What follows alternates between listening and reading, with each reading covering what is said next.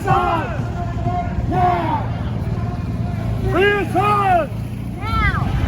What do we need? Free Assange! When do we need it? Now!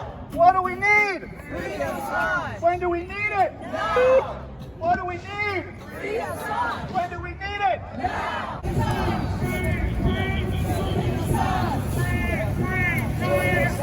Many people in corporate media will say Julian Assange is not a journalist. And I say back to them, you're not a journalist.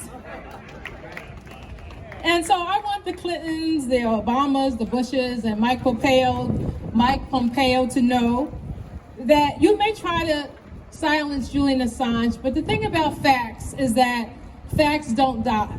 They don't die. They don't change.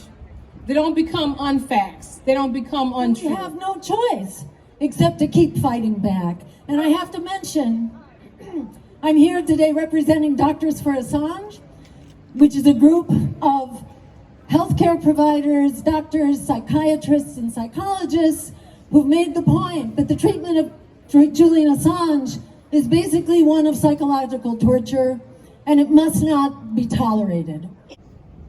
As the UN raconteur on torture has said, a murderous system is being created before our very eyes.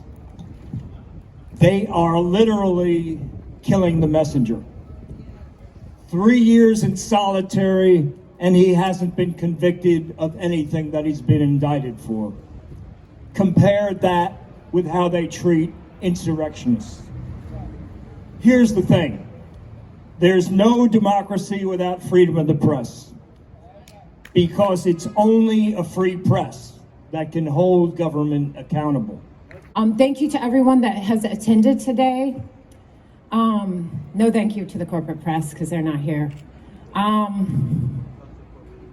You're probably thinking to yourself, what on earth is a female survivor of human trafficking doing here and not over at the Women's March?